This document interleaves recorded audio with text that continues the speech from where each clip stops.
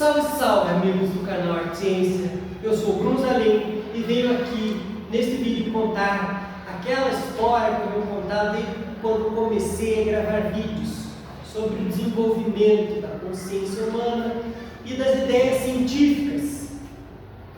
Mas cada vez que eu venho contar essa história, eu trago novos detalhes, essa história vai ganhando novos contornos. E para hoje eu estou usando este quadro negro com esses personagens que foram importantes para a Revolução Copernicana. Então essa história começa com uma grande pergunta da filosofia, que é: o que é real? Ou aonde está a essência da realidade? Como podemos ter acesso ao conhecimento? Da onde vem o conhecimento? E a pergunta teve duas respostas, aí dada por dois filósofos, e essas respostas dadas por eles foram que moldou o debate filosófico-científico por 2000 anos. Essas respostas foram dadas por Platão e Aristóteles. Essas figuras aqui elas foram extraídas da cultura do Renascimento, chamada Escola de Atenas, em que apresenta Platão apontando para o alto, pois Platão dizia que a realidade, a essência da realidade está no mundo das ideias, está no mundo ideal, no mundo eterno, no mundo perfeito. Segundo Platão, o mundo dos sentidos, aquilo que a gente percebe como sentido, é apenas uma sombra do mundo real. São como sombras projetadas nessa parede que são os sentidos. Platão dava muita importância à geometria. Ele dizia que a geometria nos fornecia padrões matemáticos perfeitos que eram uma ponte para o mundo ideal. Na academia de Platão existia um pórtico com a seguinte inscrição: que aqui não entre quem não saiba geometria. E um dos alunos de Platão foi Aristóteles. Aristóteles, diferentemente de Platão, dizia que o mundo, o conhecimento era a partir dos sentidos. Por isso, ele apresentava apontando para frente, ou seja, o que é real é aquilo que a gente consegue ver, aquilo que a gente consegue tocar. Ele falou para o seu professor: esse tal mundo de ideias não existe, é só coisa que está na sua cabeça. O que é real é aquilo que a gente pode ver e tocar. Esse é o chamado empirismo aristotélico. Então essas duas respostas foram o que nortearam, deram a grande questão filosófica. Aonde está a essência das coisas?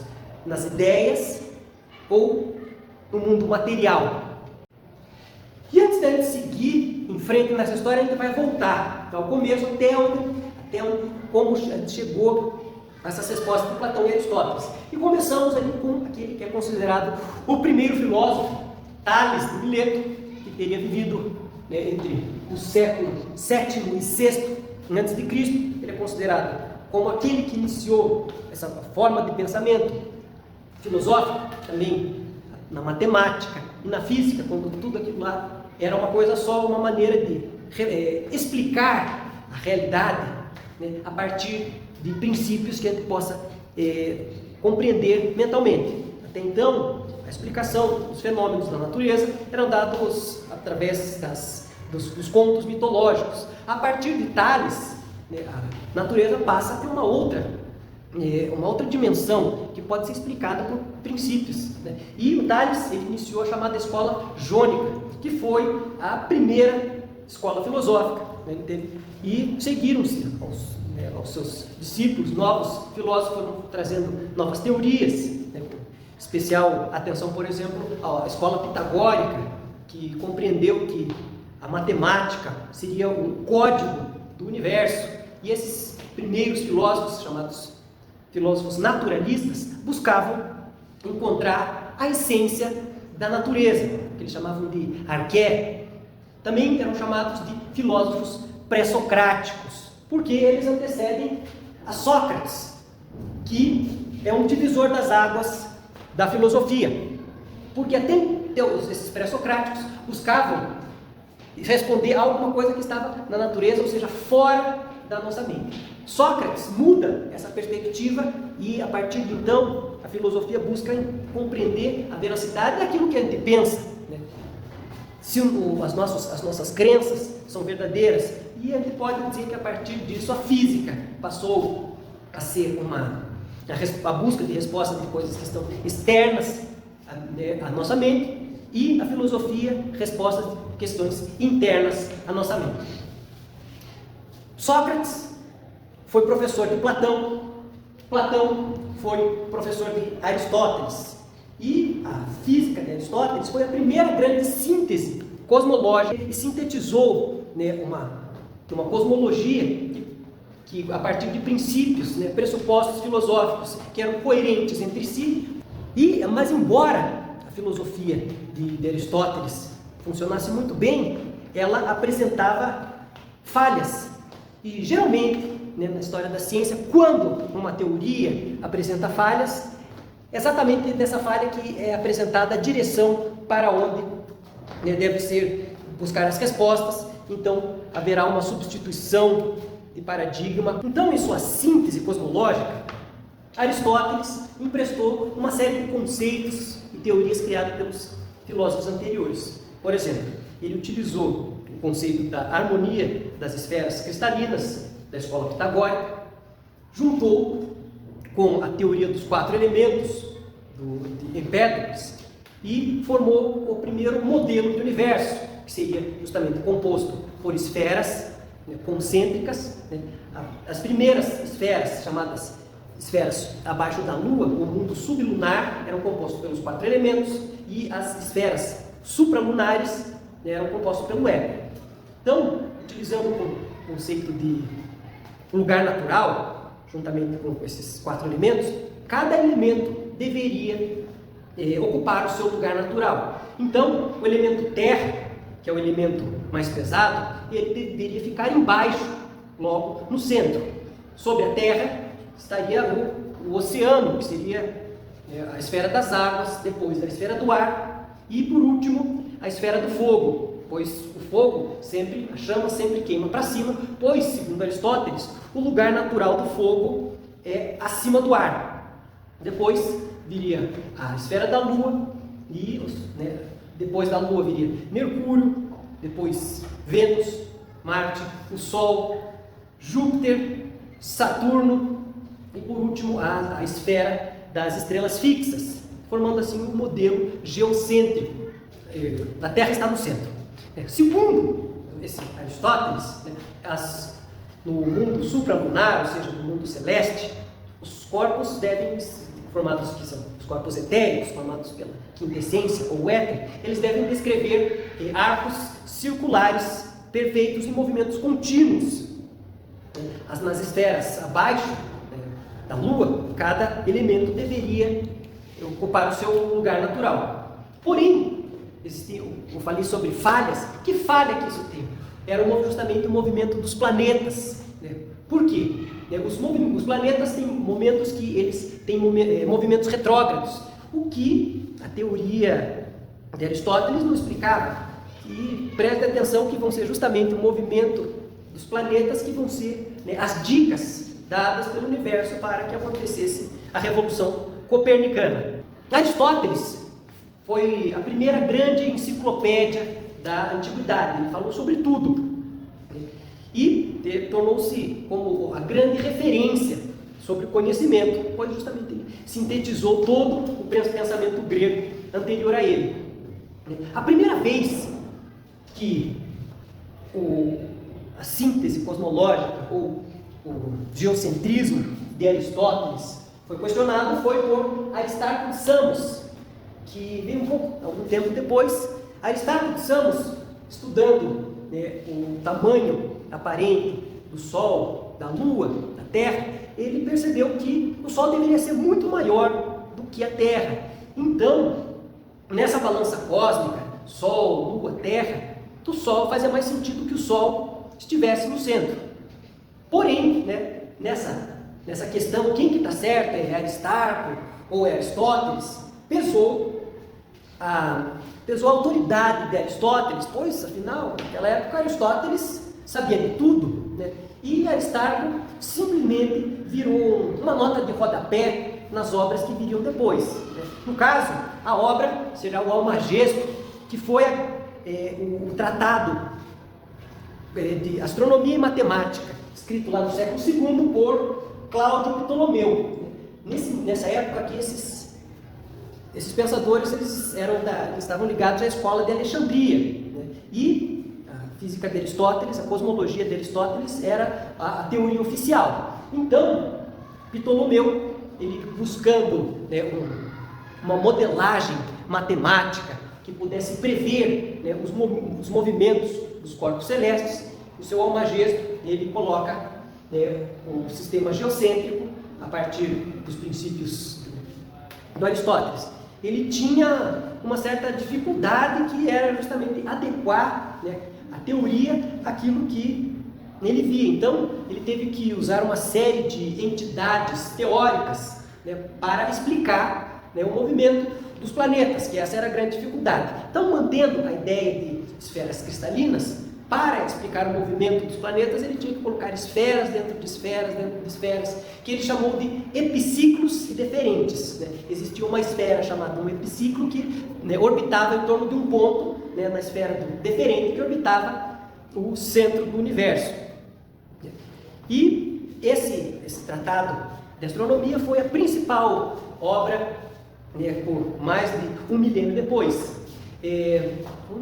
Também, antes de terminar esses pensadores da chamada Antiguidade Clássica, eu quero citar também Hipátia de Alexandria. Ela escreveu comentários à obra de Ptolomeu, e há um debate se, né, entre essa questão de Aristarco e Aristóteles, quem estava no centro do universo, há um debate se Hipátia não teria teria tido a mesma conclusão que Aristarco, afirmando que o Sol seria o centro do universo. Uma particularidade aqui de Alexandria, de Hipátia de Alexandria, que ela teria sido a última dessa linhagem dos filósofos da antiguidade, que teria começado com Tales de Mileto, né? E, pois, ela foi assassinada por fanáticos religiosos, né? E esse foi algo que prevaleceu durante o período que viria depois, que seria a Idade Média. Então, agora a gente entra na Idade Média, que se essa história fosse uma ópera, a Idade Média seria o interlúdio, né? Por quê? Porque durante a Idade Média não surgiu nenhuma grande obra científica, né? Basicamente, tudo que foi escrito na Idade Média eram por pessoas ligadas à igreja para pessoas ligadas à igreja, né? E foi um pensamento dogmático em que a física de Aristóteles tinha o status do dogma, ou seja, eram ideias absolutas e inquestionáveis. E ai de quem ousasse pensar diferente. Como na modernidade, quando estudaram esse período que vai do século V até o século XV, vieram chamar a Idade das Trevas, porque, enfim, as pessoas já não sabiam mais ler e escrever, exceto pessoas ligadas à igreja, né? Mas isso não é totalmente verdadeiro, porque no mundo árabe, eles foram herdeiros da filosofia de Aristóteles, eles estudaram também astronomia, e essa astronomia árabe, ela se desenvolveu, né, numa tensão, né, porque eles conheciam o modelo do Ptolomeu, e eles começaram a se questionar: esses entes teóricos, eles são reais ou simplesmente são ferramentas necessárias para descrever a realidade, né? A gente vê, né, ecos daquela questão sobre a essência da realidade nesse período da astronomia árabe, que não chegou a questionar onde estaria o centro do universo. A astronomia árabe, ela teve um caráter prático, que eles utilizaram para a navegação, e foi tanto necessária para depois os navegadores ibéricos usarem nas suas navegações uma continuidade nesse quadro, né, que justamente para demonstrar que as questões de Platão e Aristóteles ainda eram, que continuavam sendo discutidas, né? O Santo Agostinho de Hipona, né, século V, ele utilizou a filosofia platônica para compor a teologia da chamada Alta Idade Média. Ele utilizou a ideia do mundo ideal para falar sobre um mundo do espírito, um mundo divino. E já na chamada Baixa Idade Média, São Tomás de Aquino utilizou a lógica de Aristóteles para solucionar algumas das grandes questões e contradições da teologia. Mais ou menos lá pelo século XIV, as coisas começam a mudar. Nós temos as primeiras obras literárias que não eram escritas em latim, mas, para membros do clero, mas obras para o povo todo. Estamos falando da Divina Comédia, de Dante Alighieri. Também, a partir do século XIV, há uma mudança nas artes. Temos o renascimento cultural e as artes nos demonstram uma mudança na visão sobre a natureza, o que logo viria a criar uma mudança na visão de como o ser humano enxerga. Somando também a prensa de Gutenberg, que facilitou a produção de livros. Ao término da Idade Média, começa a modernidade, e aqui a gente vai ver o que realmente foi a Revolução Copernicana. E agora chegamos à parte central da nossa história, do personagem principal, que é Nicolau Copérnico, que nasceu em 1473 e viveu até 1543. Nicolau Copérnico era cônigo católico, também médico, legislador e mantinha o hobby da astronomia e astrologia. Ele leu, com toda certeza, a obra de Cláudio Ptolomeu, entrou em que ele havia uma citação à ideia, à hipótese heliocêntrica de Aristarco, e foi sobre este ponto que Nicolau Copérnico começou a estudar. Ele tinha a necessidade de uniformização sobre os princípios do universo. E essa questão de por que alguns corpos celestes tinham certos movimentos e outros não, isso era um incômodo. E o Nicolau Copérnico, ele começou a pensar na hipótese do Aristarco, e utilizando as projeções dos planetas sobre a esfera celeste, ele deu um grande salto. Esse grande salto que é a Revolução Copernicana. O que ele fez? Ele, para responder essa pergunta do quem gira ao redor de quem, ele se projetou para o espaço, do tipo, como seria observar a Terra de fora, ou seja, lá do espaço. Observando a Terra de fora, a partir de uma outra perspectiva, ele percebeu que todos os movimentos aparentes dos corpos celestes, eles acontecem porque, de fato, a Terra que se move. O movimento da Terra é o que faz os objetos parecerem que se movem. E o movimento dos planetas ficou explicado. Por que os planetas, ora, avançam e ora regridem no espaço? É porque os planetas, assim como a Terra, estão orbitando o Sol. Durante décadas ele ficou fazendo esse estudo e ele foi anotando no livro que viria a ser chamado Sobre as Revoluções das Esferas Celestes, que foi publicado no ano da morte dele, pois ele sabia que tais ideias poderiam provocar grandes reações, como de fato viriam, e ele não queria estar vivo para passar pelo julgamento da Inquisição. E também, para que ele não tivesse tanta comoção, assim, tanto choque com as ideias aristotélicas vigentes, utilizar que eram as ideias comuns do tradicionalismo religioso, ele escreveu, assim, supondo da hipótese de Aristarco, certas verdades, ele sugeriu algumas leis para o movimento dos planetas em um sistema heliocêntrico, porém sem afirmar tão enfaticamente que assim deveria ser a realidade. Mas subjacente a essa questão continua os entes teóricos utilizados, eles são um reflexo da realidade ou simplesmente ideias que a gente usa para explicá-la. E uma das pessoas que leu o livro do Copérnico foi o monge italiano Giordano Bruno, que durante a parte do século XVI ele ia nas escolas dando palestras e falando sobre o heliocentrismo e falando o que ele chamava de pluralismo cósmico. Ele dizia que não apenas a Terra orbitava o Sol, mas que cada estrela no céu era um Sol para uma série de planetas que orbitavam, e cada planeta mundos para miríades de seres que neles habitavam. Logo, essas ideias que pareciam que eram muito avançadas para a época, Giordano Bruno foi preso, foi julgado pela Inquisição, condenado, e ele morreu queimado numa praça em Roma no ano de 1600. Hoje, essa praça tem uma estátua em homenagem a ele.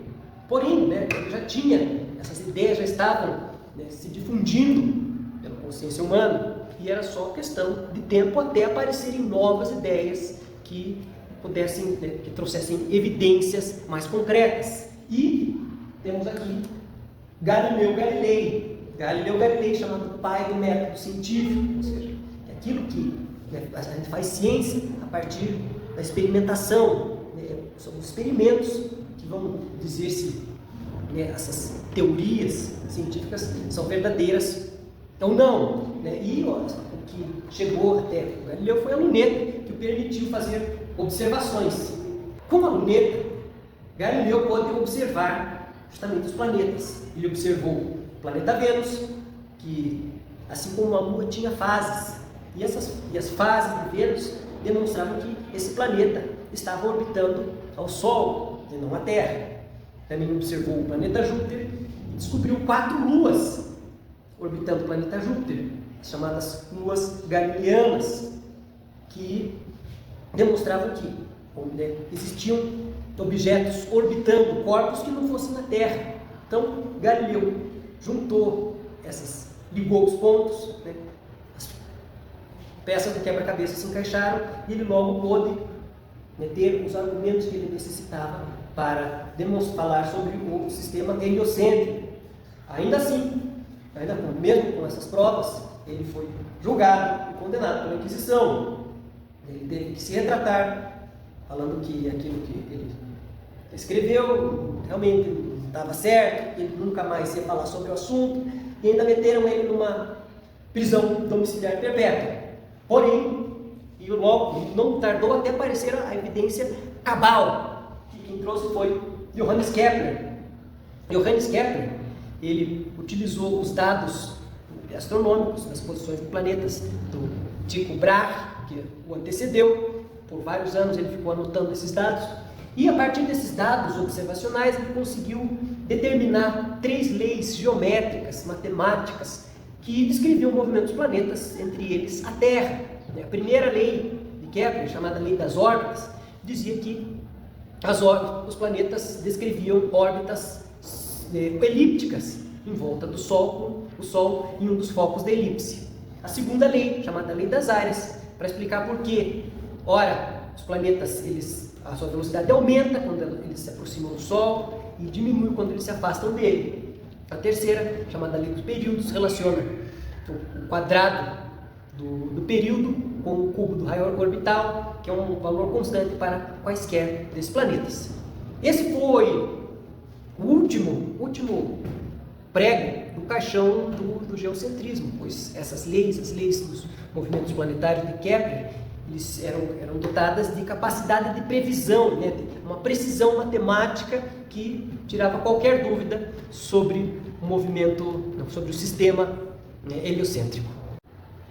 O que faltava à ciência era explicar o porquê, o que mantinha os planetas em órbita. E quem veio a responder isso foi Isaac Newton. Todos conhecem a fábula dele estava sentado numa macieira e caiu uma maçã na cabeça dele, como uma ideia que veio do alto, e a partir de então ele pôde explicar. Porém, a ciência ela é feita de perguntas e respostas, baseadas em evidências. A pergunta quem fez foi o astrônomo Edmund Halley, que estava estudando um fenômeno até então misterioso, que eram os cometas. Os cometas traziam um mistério, que eram eles achavam que eram emissários do final dos tempos.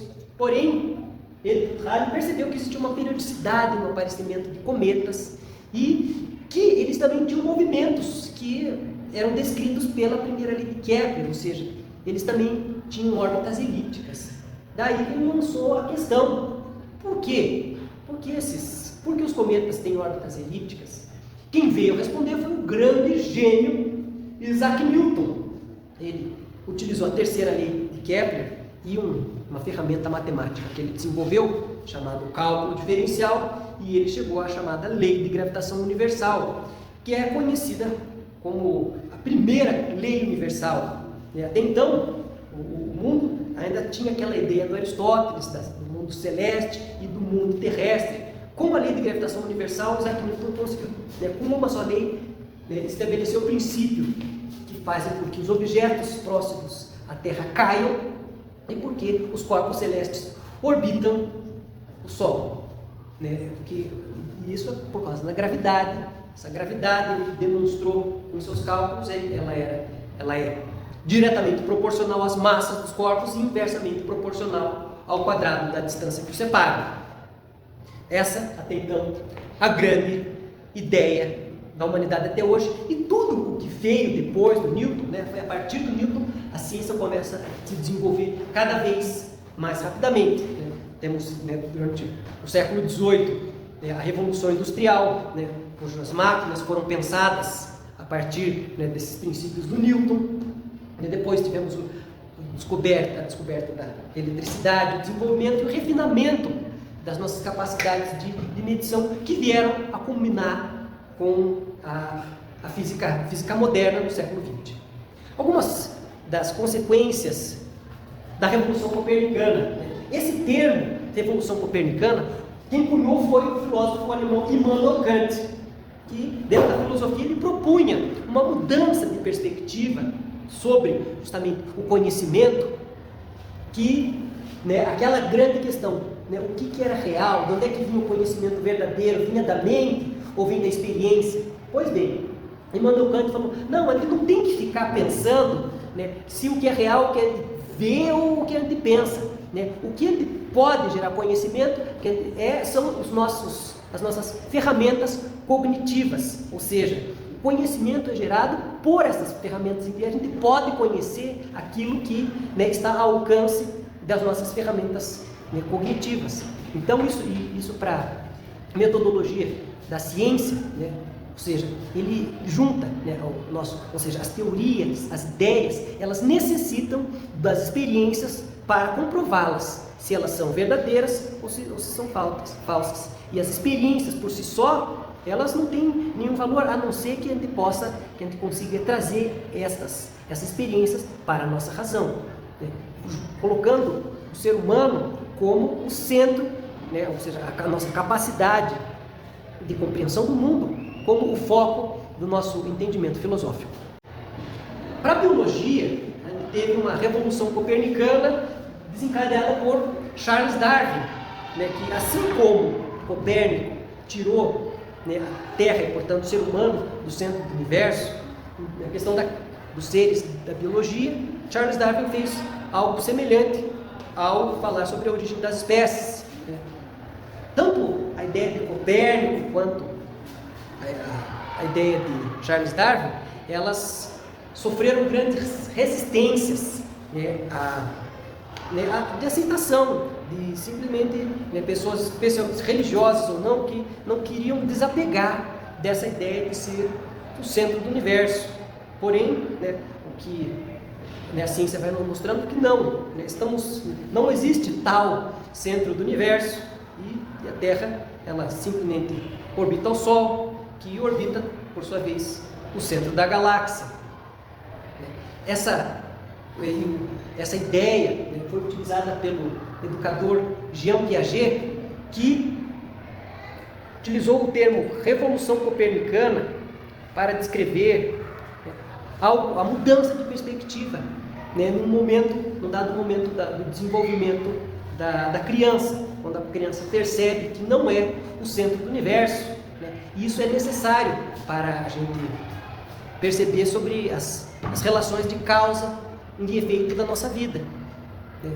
Então, né, a grande ideia, né, da Revolução Copernicana foi justamente observar a realidade por uma outra perspectiva, sob um outro ponto de vista, que não o nosso próprio. E para que nós possamos evoluir, para que, né, nossos horizontes sejam mais amplos, é necessário a gente conseguir sair, né, conseguir olhar o universo por um outro ponto de vista que não o nosso, que a gente consiga perceber que, né, embora, né, nós tenhamos crenças, né, essas crenças, a realidade, ela pode não corresponder, e para a gente conseguir fazer essa revolução, é necessário a gente, né, ter esse desapego, né, de ideias, conseguir observar, né, a nossa realidade como, né, de uma esfera acima.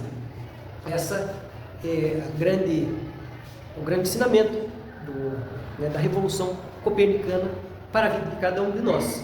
Eu espero que você tenha gostado dessa história, acompanhado ela, e até a próxima.